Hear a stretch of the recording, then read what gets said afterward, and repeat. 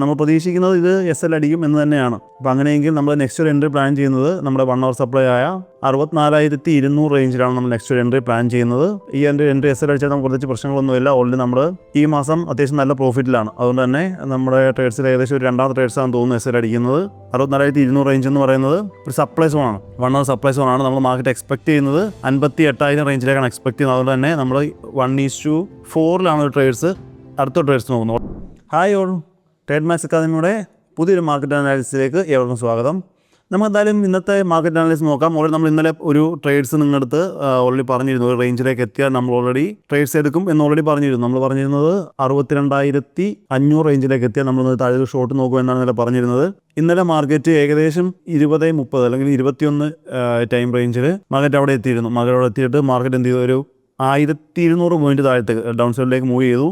നമുക്ക് ഏകദേശം ഒരു 300 പോയിന്റ് കൂടി മൂവ് ചെയ്തിരുന്നെങ്കിൽ നമുക്ക് എക്സാക്റ്റ് അത് TP അടിച്ചതിനെ മാർക്കറ്റ് നമുക്കൊരു 300 പോയിന്റ് മൂവ് ചെയ്യുന്നതിന് വരെ മാർക്കറ്റ് റിവേഴ്സിൽ വന്നു. ഇപ്പോൾ ഏകദേശം നമ്മൾ 500 പോയിന്റ് അല്ലെങ്കിൽ $500 ലോസിലാണ് ഇപ്പോൾ റൺ ആയിക്കൊണ്ടിരിക്കുന്നത്.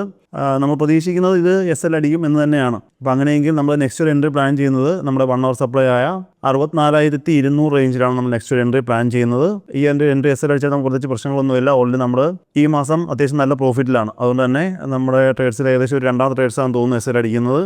അങ്ങനെ നമ്മൾ നെക്സ്റ്റ് ട്രേഡ് നോക്കുന്നത് ഈ 64,200 റേഞ്ചിലായിരിക്കും. 64,200 റേഞ്ച് എന്ന് പറയുന്നത് ഒരു സപ്ലൈ സോണാണ്. 1 hour സപ്ലൈ സോണാണ്. നമ്മൾ മാർക്കറ്റ് എക്സ്പെക്ട് ചെയ്യുന്നത് 58,000 റേഞ്ചിലേക്കാണ് എക്സ്പെക്ട് ചെയ്യുന്നത്. അതുകൊണ്ട് തന്നെ നമ്മൾ 1:4 ട്രേഡ്സ് അടുത്ത ട്രേഡ്സ് നോക്കുന്നത്. ഓൾറെഡി നമ്മൾ ഈ ഒരു ട്രേഡ്സ് 1:2 ആയിരുന്നു. അതുകൊണ്ടാണ് ഇത് എസ് എൽ അടിക്കുന്നതുകൊണ്ട് തന്നെ നമ്മൾ അടുത്തൊരു ട്രേഡ്സ് പ്ലാൻ ചെയ്യുന്നത് 1:4. അപ്പോൾ ഈ ഒരു ലോസ് ഇവിടെ കവർ ആവുന്നതിന് വേണ്ടിയാണ് നമ്മൾ എന്ത് ചെയ്യുന്നത്, ഈ ഒരു 1:4 ഈ ഒരു എൻട്രി ട്രയൽ ചെയ്യുന്നത്. 1:2 ആകുമ്പോഴത്തേക്ക് നമ്മളത് ബ്രേക്ക് ഈവൻ ആക്കും. അതിനുശേഷം നമ്മൾ ട്രയൽ ചെയ്ത് 1:4 എത്തിക്കണം എന്നാണ് കരുതുന്നത്.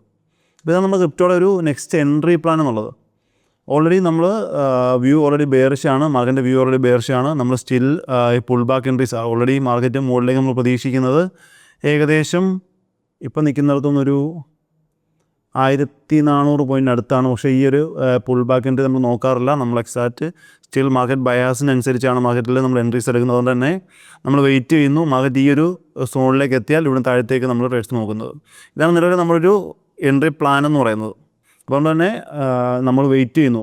സ്റ്റിൽ നമുക്ക് മാർക്കറ്റിൽ ഏറ്റവും കൂടുതൽ വേണ്ട പേഷ്യൻസ് ആണ്. അതുകൊണ്ട് തന്നെ നമ്മൾ മാർക്കറ്റ് ഈ ഒരു സോണിലേക്ക് എത്താൻ വെയിറ്റ് ചെയ്യുന്നു. മിറാക്കിളൊന്നും സംഭവിച്ചില്ലെങ്കിൽ ഒരു 2-3 മണിക്കൂറിനകത്ത് നമുക്ക് ഈ ഒരു ട്രേഡ്സ് എസ് എൽ ആവുന്നതാണ്. ഇതാണ് നമ്മുടെ ബിറ്റ്കോയിൻ്റെ നാളത്തെ അല്ലെങ്കിൽ ഇന്ന് മുതൽ നാളെ മുതലുള്ളൊരു ട്രേഡ് പ്ലാൻ എന്നുള്ളത്. സ്റ്റിൽ എന്തായാലും നമുക്ക് ഈ എൻട്രി എന്താവും നോക്കാം.